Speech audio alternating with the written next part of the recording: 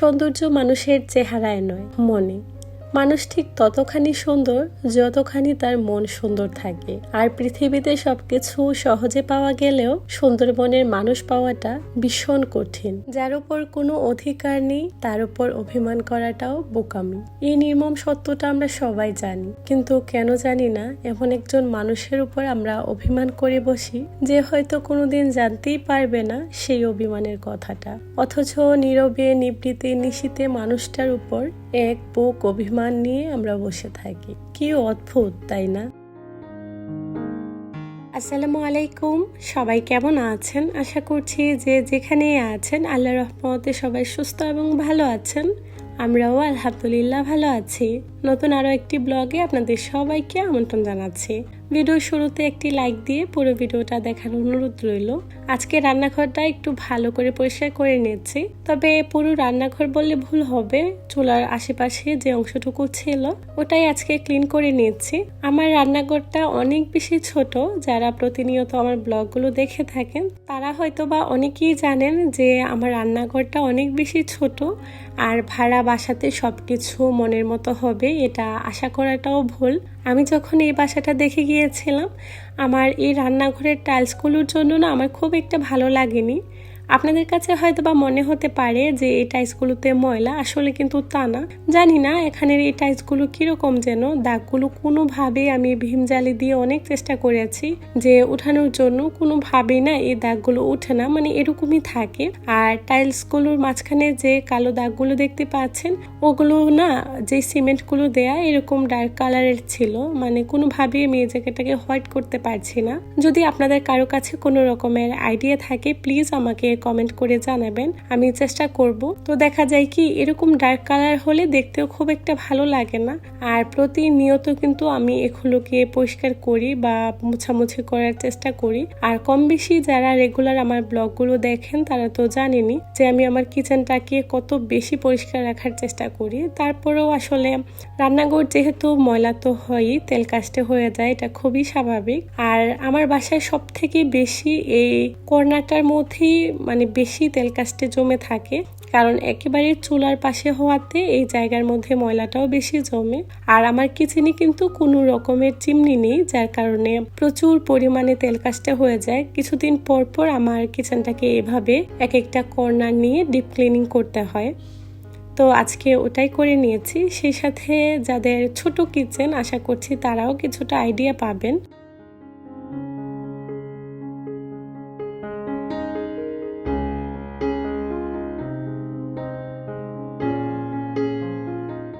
পাশেই একেবারে সিঙ্কটা, যার কারণে আমি কোনোভাবেই এই কাউন্টার টপটাকে নিজের মতো করে গুছিয়ে উঠতে পারছি না।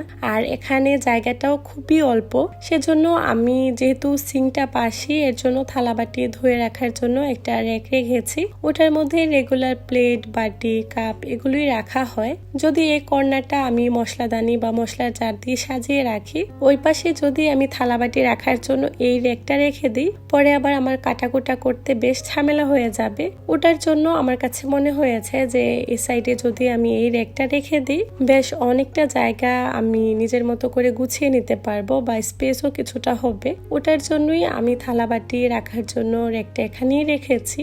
তাছাড়া সিঙ্কের পাশে এই ধরনের র্যাকগুলো রাখলে সুবিধা হয়, ধোয়ার পর সাথে সাথে প্লেটগুলো রেখে দেওয়া যায় আর হাতের কাছেও পাওয়া যায়, খুব একটা ঝামেলা হয় না। ওটা মাথায় রেখে আমি এই সাইডে রেখেছি। যারা কম বেশি এই ধরনের ছোট রান্নাঘর পেয়ে থাকে, যাদের বাসায় এই ধরনের ছোটখাটো রান্নাঘর থাকে, তারা হয়তো বা এই সমস্যাটা বুঝতে পারবেন। আসলে কোনোভাবে মনের মতো করে সাজিয়ে নেওয়া যায় না। আর আমার কাউন্টার টপের যে অংশটুকু ওটা শুধুমাত্র মানে একেবারে লম্বা টাইপের, খুবই অল্প পরিমাণে জায়গা। যদি এল সিস্টেমের হয়তো বা পুরো কিচেনটা রাউন্ড করে থাকতো তখন দেখা যেত কি আমি সবকিছুই রাখতে পারতাম, কিন্তু সেটার তো আর সুযোগ নেই। দেখা গিয়েছে আমি জুনাইদের বেডরুমেও একটা র্যাক রেখে তারপর মাইক্রোওভেন, এয়ার ফ্রায়ার এগুলো আমাকে রাখতে হচ্ছে শুধুমাত্র জায়গা স্বল্পতার কারণে। এর তো ভাড়া বাড়িতে যদি রুমগুলো সুন্দর হয় কিচেনটা খুব একটা ভালো হয় না। আবার কিচেনগুলো ভালো হলে রুমগুলো তেমন একটা মনের মতো হয় না। তো সব সমস্যার কিন্তু সমাধান করে নিতে হয়। যেখানেই আমরা যাই না কেন মেয়েরা ঠিক নিজেকে ওভাবেই মানিয়ে নিতে পারি। মাশাআল্লাহ, আমাদের মেয়েদের মধ্যে কিন্তু এই গুণটা আল্লাহ পাক খুব ভালোই দিয়েছেন। আলহামদুলিল্লাহ, যেখানেই যাই না কেন মাশাআল্লাহ নিজের মতো করে সবকিছুকেই মানিয়ে গুছিয়ে নিতে পারি।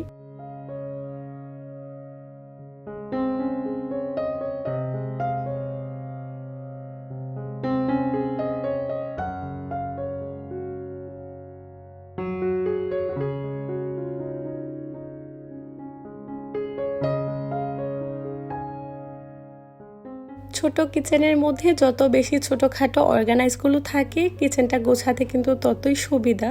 আমার কিচেনটা যেহেতু খুবই ছোট, যার কারণে আমি ছোট ছোট কিছু কাজের অর্গানাইজারগুলো ব্যবহার করি। এই ধরনের ছোটখাটো অর্গানাইজগুলো যেমন কিচেনটাকে সুন্দর করে তোলে, সেই সাথে অনেক অল্প জায়গার মধ্যে বেশ কিছু জিনিস গুছিয়ে রাখা যায়। যেমন কিছুদিন আগে না আমি এই ডিশওয়াশ রাখার জন্য এই বক্সটা নিয়ে এসেছিলাম। এই তো আজকে এটাকে গুছিয়ে নিজের মতো করে সাজিয়ে নিয়েছি। দেখতেও ভালো লাগছে। আর আগে এই জায়গার মধ্যে 2টা ক্যান ছিল যেগুলোতে সব সময় আমি লিকুইডগুলো রেখে দিতাম। তো এবার এটার মধ্যে এভাবে রেখে দিয়েছি, দেখতেও ভালো লাগছে। আর এই কর্নারটা এই তো আমি এভাবেই সাজিয়ে নিয়েছি।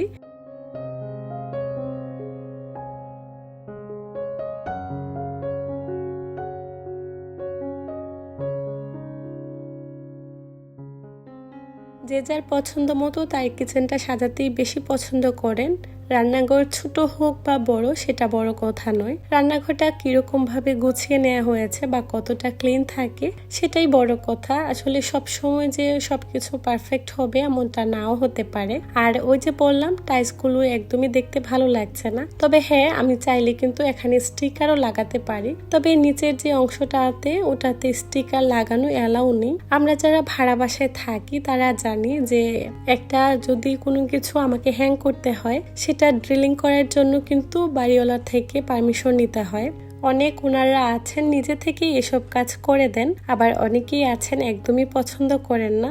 আমরা যখন এই বাসায় এসেছিলাম এখানে কিচেনের উপরের সাইডে কোনো রকমের কাবার্ড ছিল না। পরে জুনায়েদের বাবা ওনাকে অনেকবার বলে তারপর লাগিয়ে নিয়েছেন। মানে অনেক কিছুই থাকে আসলে নিজে থেকেই করতে হয়। বাসার রেন্ট দেওয়ার পরেও অনেক কিছু থাকে যে কাজগুলো নিজেরাই করতে হয়। তো এই ধরনের ছোটখাটো যত ধরনের অর্গানাইজ বা হ্যাং করার জিনিসগুলো এগুলো আমি ছোটখাটো হুকগুলো লাগিয়ে তারপর হ্যাং করে থাকি। আবার যাওয়ার সময় কিন্তু আমাকে সেম এরকম করেই বাসাটা রেখে যেতে হবে। পরে যাওয়ার সময় ক্লিনিং এর লোকগুলো দিয়ে এগুলোকে ক্লিন করিয়ে একেবারে বরাবর করে দিয়ে যেতে হয়। মানে অনেক ঝামেলা। আসলে ভাড়া বাসায় যারা থাকেন তারা হয়তো বা আমার কথাটা উপলব্ধি করতে পারবেন খুব ভালো করে। আর যাদের নিজের বাসা আছে আসলে তারা অনেক বেশি লাকি। আর সবার তো এটা সম্ভব হয় না, আবার প্রয়োজন কখনো নিজের দরকারের কারণেও কিন্তু আমরা ভাড়া বাসাতে থাকি, বাচ্চাদের পড়াশোনা বা পরিবারের লোকজনদের জন্য, মানে সব মিলিয়ে। তো সব সময় তো সব বাসা আসলে মনের মতো হয়ও না, তবে সেটাকে আমরা নিজের মতো করে সাজিয়ে গুছিয়ে নিই।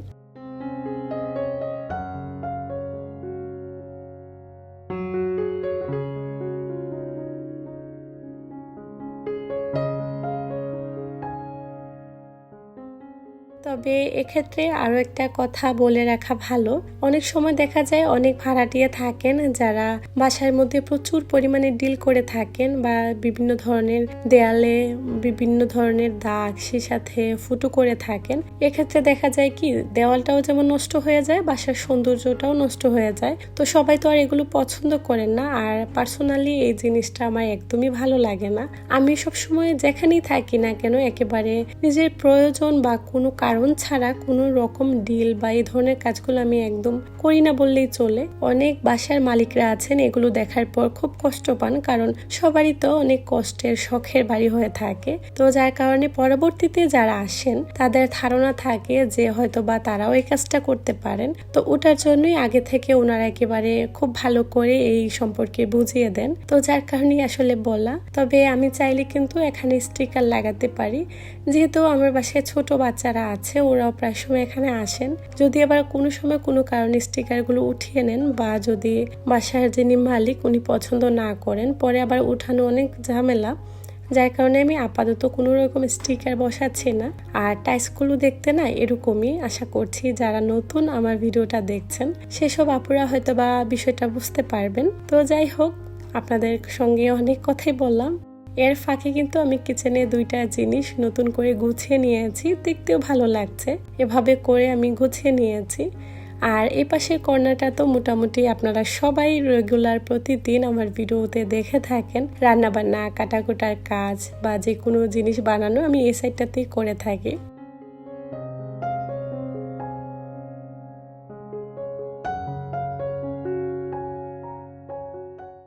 চুলার পাশে একটা ঝুড়িতে তেল, সেই সাথে লবণের জার আর কিছু স্প্যাচুলা আমি একসাথে রেখে দিয়েছি। রান্নার সময় হাতের কাছে যে জিনিসগুলো প্রয়োজন এগুলো একটা আমি ঝুড়িতে রেখে দিয়েছি, এতে করে গুছানো থাকে আর দেখতেও ভালো লাগে। এই পাশটা তো কম বেশি আপনারা সবাই দেখেছেন, যেখানে আমার রান্নাবান্না, কাটাকুটা যে কোনো জিনিস বানানো হোক আমি এই সাইডটাতেই আমার বানাতে হয়, যেহেতু কাউন্টার টপটা অনেক বেশি ছোট। এর পাশেই আমি একটা মশলা জারের সেট রেখেছি যেটাতে 6টা ডিবি আছে।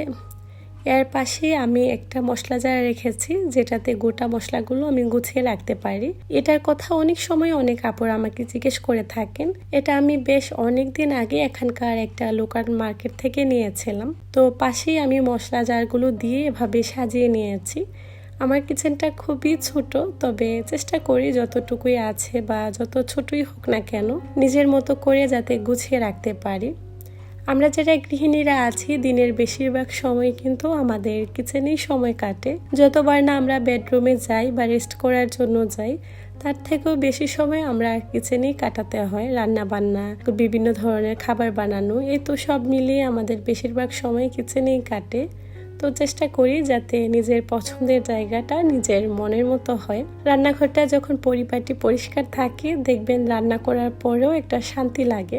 এলোমেলো রান্নাঘরে রান্না করতে আমার বরাবরই ভালো লাগে না। আর আমার কিচেনে যেহেতু চিমনি নেই, খুব বেশি ময়লা হয়ে যায়, মানে প্রচুর ময়লা হয়। তবে আমি সবসময় পরিষ্কার করার চেষ্টা করি। মাঝে মাঝে এমনও হয় যে সবাই যখন ঘুমিয়ে পড়ে আমার রান্নাঘরের কাজও শেষ হয় না, আমি পুরো রান্নাঘর রান্নাবান্না করার পর একেবারে পরিপাটি পরিষ্কার করে তারপরে ঘুমাতে যাই। মানে এরকম না করলে আমার একদমই ভালো লাগে না।